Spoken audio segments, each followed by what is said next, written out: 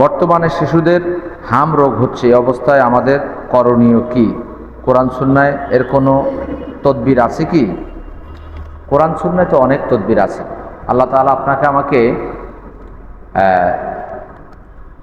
বিভিন্ন রকমের নিতে বলেছেন, সতর্কতা অবলম্বন করতে বলেছেন। তিনি বলেছেন, ওয়ালা তুলকু বিআইদিকুম ইলা তাহালুকা, নিজেদেরকে নিজেদের হাতে ধ্বংসের দিকে ঠেলে দিও না।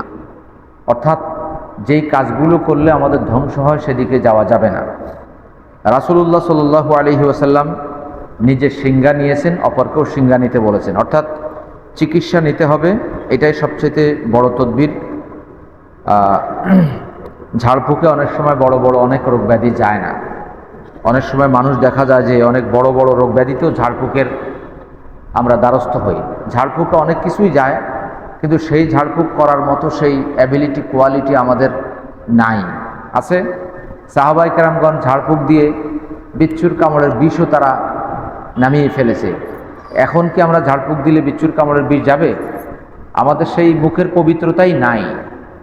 আমার এক মুসল্লি একদিন ভেজা ম্যাচ মসজিদে ঠুকে ঠুকে বলছিল, বিসমিল্লাহর আজকে আমি ক্ষমতা দেখব।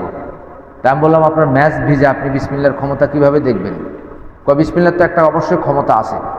তো তিনি ম্যাচ কাটি বারবার নষ্ট করছিলেন আর বিসমিল্লাহ বলছেন, বলছিলেন বিসমিল্লাহর ক্ষমতা কমে গেছে। তাই আমি বললাম, বিসমিল্লাহর আসলে ক্ষমতা কমেনি, আমাদের মুখের পবিত্রতা কমে গেছে। এমনও অনেক আল্লাহর ওলিদের জীবনী পাওয়া যায়, এমনও অনেক মুমিনদের জীবনী পাওয়া যায় যারা বিসমিল্লাহ বলে চায়ের সাথে মিশিয়ে দেওয়া হয়েছে, বিসমিল্লাহ বলে সেটা খেয়েছে, সেটাও পানি হয়ে গেছে। এরকম হিস্ট্রিও আমরা জানি। অতএব এই কথা বলা যাবে না যে বিসমিল্লাহর বা কোরআনের আয়াতের কোনো তেজ নেই বা ক্ষমতা নেই, বরং আপনার আমার মুখেরই পবিত্রতা নেই।